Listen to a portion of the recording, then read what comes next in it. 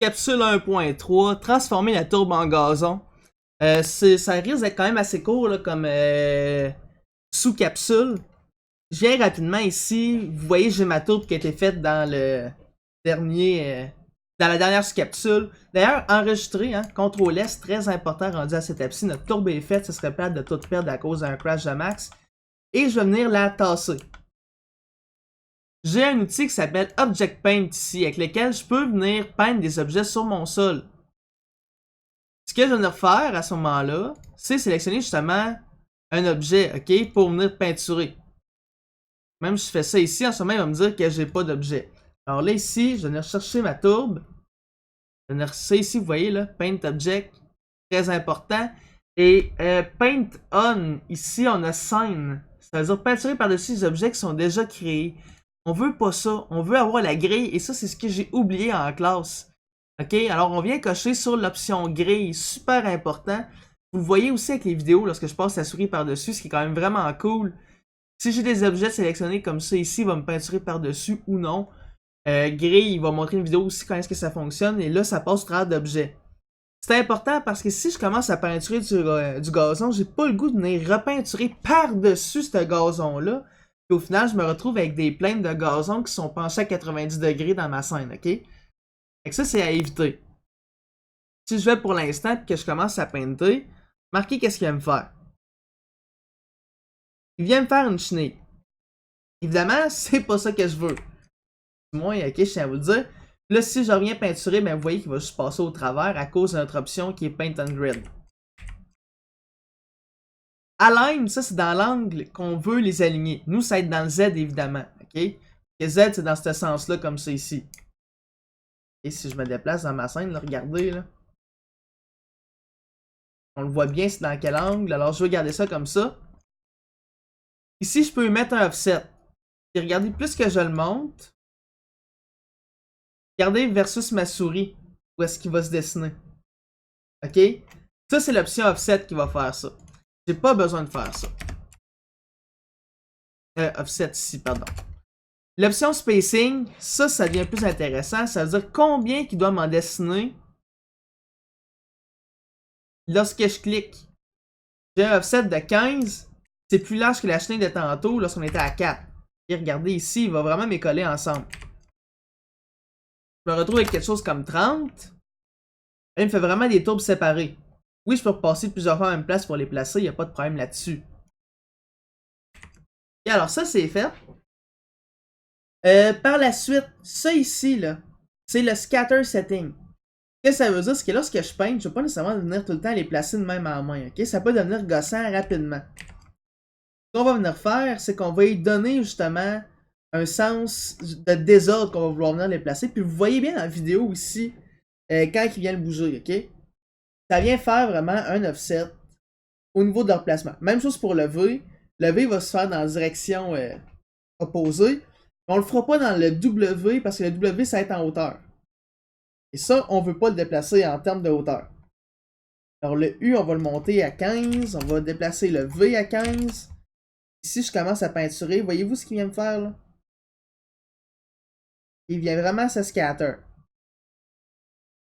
J'ai pas besoin du même spacing entre chaque que tout à l'heure. Je peux rebaisser à 5. Regardez ici, il va venir vraiment me faire une tourbe là. Le bordel organique aussi par-dessus ça, c'est quand même assez important là. Mais, encore là, on n'a pas tout à fait fini avant de commencer là-dessus. Le niveau de rotation, on a le même principe. On peut y appliquer un offset. Je peux vous dire qu'au niveau des Z, il peut faire une rotation à 360 degrés. Ok, ça c'est totalement correct. Alors je vais aller sur Random Z. Au niveau des X et des Y, par contre, je ne veux pas nécessairement qu'ils m'en fassent parce que je veux pas qu'ils partent comme ça ici, partent comme ça ici. Quoiqu'à un certain point, j'aimerais ça avoir un certain random dedans. Je vais recocher ça ici, mais voyez là, même si je viens sur mon random, et je viens cliquer sur mon paint, regardez ce qu'il vient me faire là. Pas tant cool, ok? Malheureusement, ce que je peux voir, Il n'y a pas d'option pour venir empêcher ça.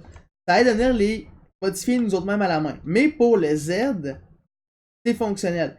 Et le scaling aussi. On peut y demander un scaling random qui est de la même grosseur. OK? Random ici, on va locker le mode uniforme. Et on y dit au minimum, je veux que tu sois à 70%. Puis au maximum, je veux que tu sois par exemple à 130%. Et là, vous voyez, il vient me faire des tourbes de différentes grosseurs.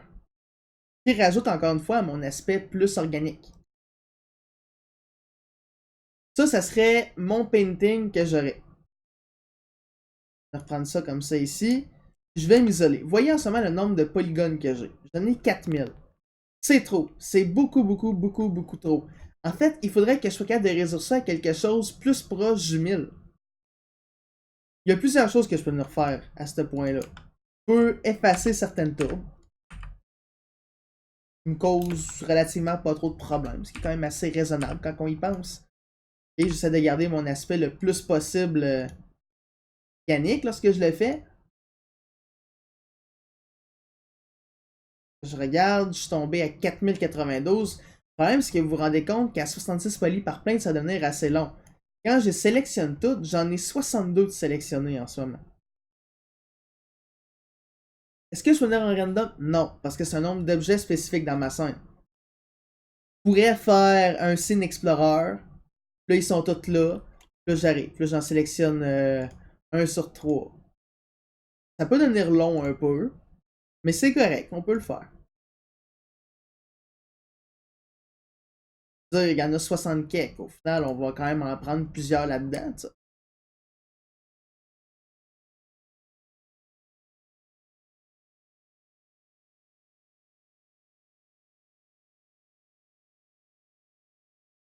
Ça se fait quand même assez vite. On n'a pas tant de morceaux que ça. On vient les prendre, là on fait delete. Okay? J'en ai 1000 pour 1386. Là, je vais voir mon morceau ici. J'en ai encore quand même 2706. Même si on fait tout ça ici, on a quand même encore trop de polygones. Fait que je vais venir les attacher tout ensemble. Très important ici, le quand on peint qui est mis en instantiation. OK?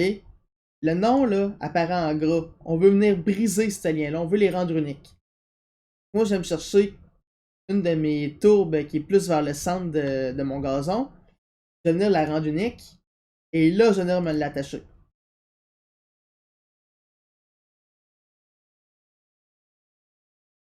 Alors, je regarde ici, je viens en mode polygone. Je vous rappelle encore une fois, là, c'est juste une question de mathématiques. OK? J'ai 2700 polygones. Je vais le réduire dans le coin des 1000, 1500 à la limite. OK? C'est à peu près la moitié de ce que j'ai en ce moment.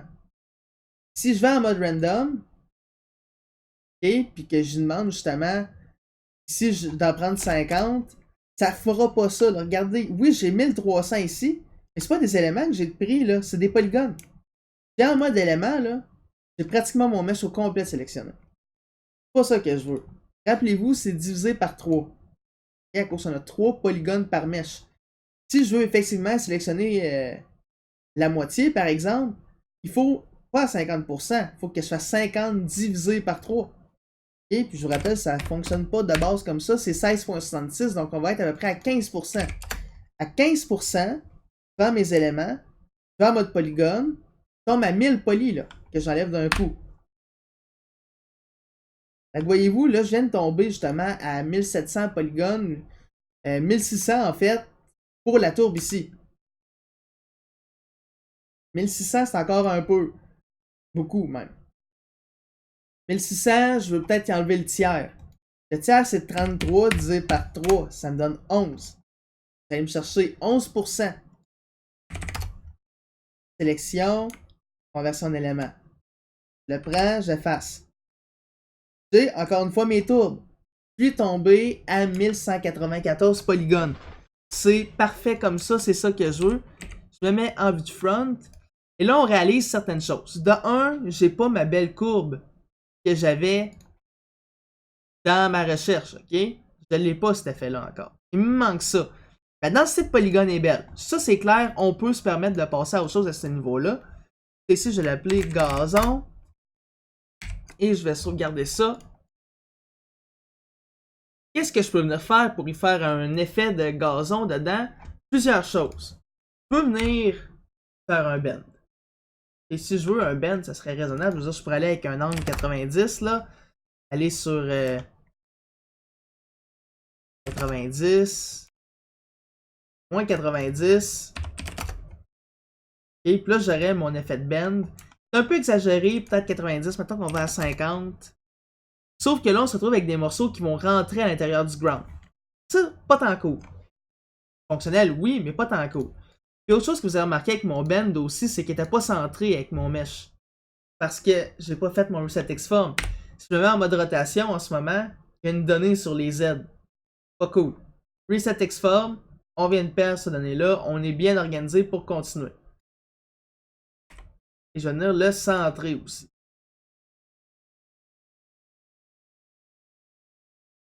Autre chose que je peux faire, c'est un FFD. Donc 2 par 2 par 2. Non, ça ne fonctionnera pas. Pourquoi? J'ai rien dans le milieu. Je vais me faire un FFD 3 par 3 par 3. Mes points de contrôle, je me mets en vue front. Et là, je viens prendre mes côtés. Juste mes côtés. Et je veux pas nécessairement avoir eux du bas. Et alors là, si je viens baisser, vous voyez le centre reste en haut. Si je viens tirer ça comme ça, mettons que je l'exagère vraiment, là, je peux venir le tirer par en haut. Et là, j'ai ma shape justement qui est très évidente. Et ma courbe là, peu importe de quel côté je vais aller, là, elle va paraître. Je vais même aller chercher lui du centre ici, puis le monter un peu pour rehausser le tout. Et ça me donne quelque chose comme ça. Mais encore là, on n'a pas tout à fait fini. OK? Ici, là, dans notre transformation de tourbe en gazon, il y a une chose qu'on a faite avec l'arbre. Il faut qu'on réapplique aussi sur ça. Les normales, l'orientation des normales de notre gazon. Et je vous explique. En ce moment, là, je vais en Edit Normals. OK? Regardez quand est-ce que mon gazon reçoit la lumière. C'est du grand n'importe quoi. On s'entend là-dessus. Du gazon, là, quand je regarde un grand champ ou n'importe quoi avec du gazon, là, c'est une belle image Google, là.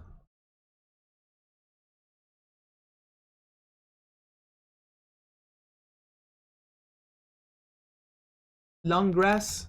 Allez chercher du long grass. Faut que ça paraisse plus parce que le petit gazon est pas tant cool, là.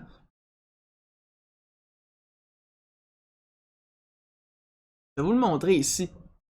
Et regardez ça ici, la façon... Oui, chaque brindille reçoit le soleil en soi, mais regardez l'effet d'ombre, comment est-ce qu'il se fait par rapport au gazon. Voyez-vous des ombres vraiment coupées sur le gazon? Au large, moi, ce que je vois, là, c'est du gazon qui devient plus foncé, plus qu'on descend à l'intérieur du gazon, et non pas de l'ombre en soi sur les brindilles. Même que le gazon au loin semble pas mal sur la même teinte.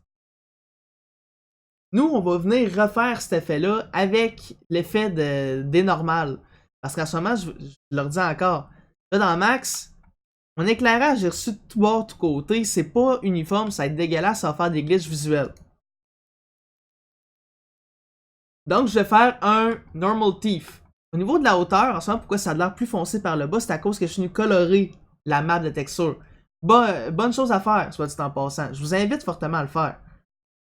Je vais le remonter un peu, parce que j'ai l'impression que j'ai beaucoup de gazon qui rentre dans le sol. Ça ici. Ok, donc je vais aller me faire un petit coco.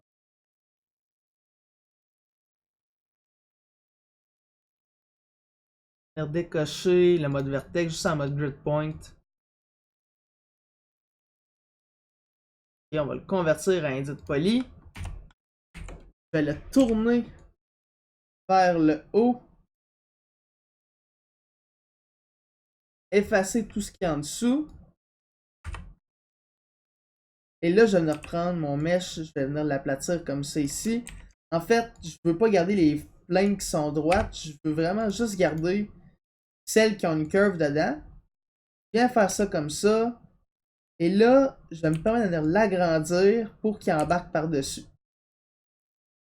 Dans son entièreté. Encore une fois, très, très, très, très, très, très important.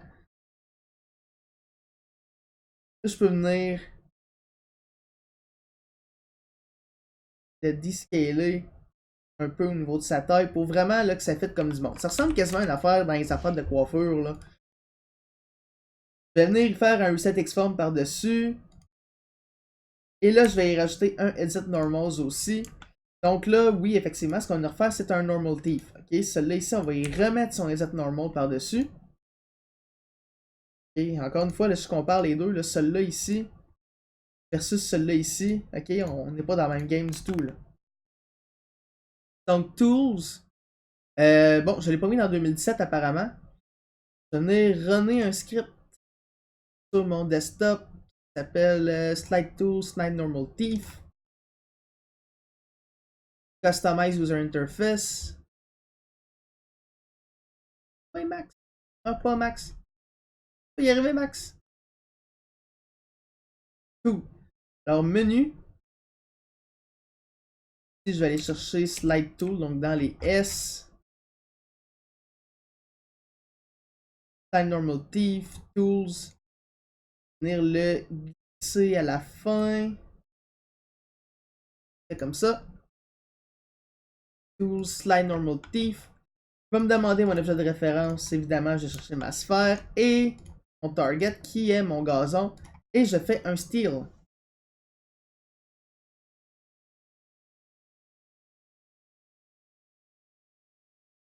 Et c'est fait.